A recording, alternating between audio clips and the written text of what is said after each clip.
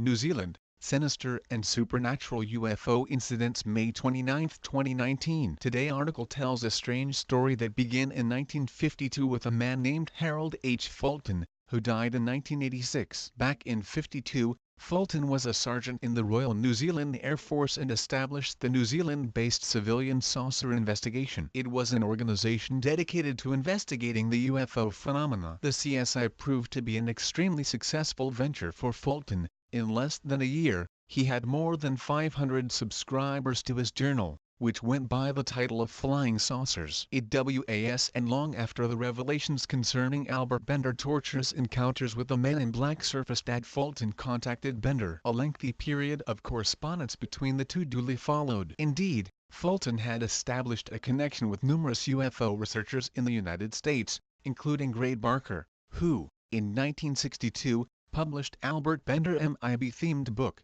Flying Saucers and the Three Men. The letters between Fulton and Bender in my possession make it very clear that Fulton was concerned that whatever it was that had got its grips into Bender was, by the summer of 1953, now doing exactly the same with him. Fulton told Bender and MIB investigator author Gray Barker, too, that on several occasions he experienced in his home the very same overpowering odor of sulfur meets rotten eggs that Bender had talked about. Equally disturbing, Fulton began to see vague, shadowy, human-like figures out of his peripheral vision, and usually late at night, and always when he was engaged in his UFO research. They were wizened, goblin-like things that crept around Fulton's home, in what amounted to almost a taunting fashion. They wanted to be seen, but not too closely. A bad sign that the shadow people were on the move, perhaps. Then, in August 1953, Fulton and his wife both experienced that overpowering odor together, and which filled their entire house. Only a couple of nights later,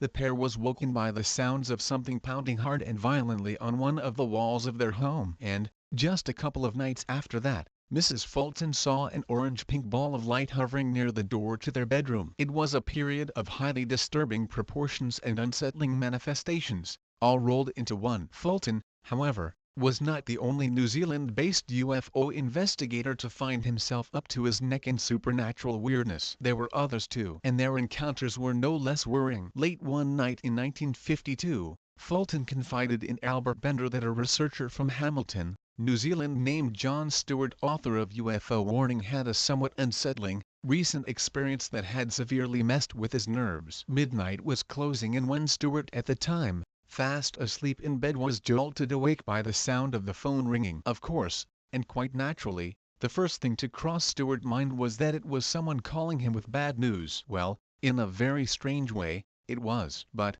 not the kind of bad news that you might expect to receive in the early hours. The eerie and almost robotic voice at the other end of the line warned Stewart to quit digging into the UFO mystery, or be prepared to pay a very heavy price. The phone then went dead. Gray Barker later wrote that after the call, Stewart poured himself a stiff drink to calm his nerves. No doubt. Robert S. Elwood, the author of Islands of the Dawn, The Story of Alternative Spirituality in New Zealand, said of the mysterious voice that it was if some kind of machine had learned to talk.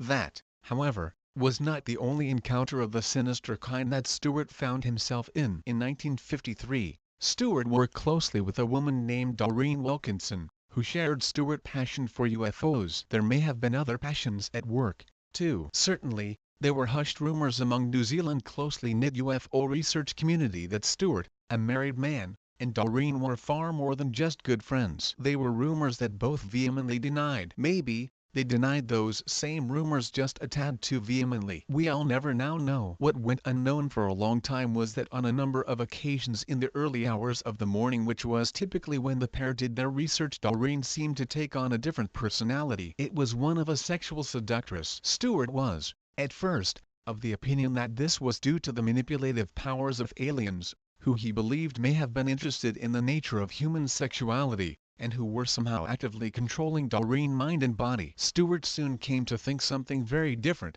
however, that Doreen was periodically under the possession of a literal demonic entity that was masquerading as an extraterrestrial, according to Harold Fulton, at least, who had picked up on various portions of the story and then passed them on to Albert Bender. Things only got progressively worse. Late one night, a wild and diabolical, hair-covered humanoid creature manifested right inside Stewart home. The thing made a move on terrified Doreen but then inexplicably vanished. Then, a couple of nights later, when she was alone, Doreen was reportedly assaulted by an invisible creature as she lay naked on her bed. There was, however, evidence that this was not just the product of the human mind. Doreen was covered in small, unexplained scratches. Perhaps not surprisingly, both John and Doreen walked away from mythology. Maybe, even, they ran. After all, who could blame them for that?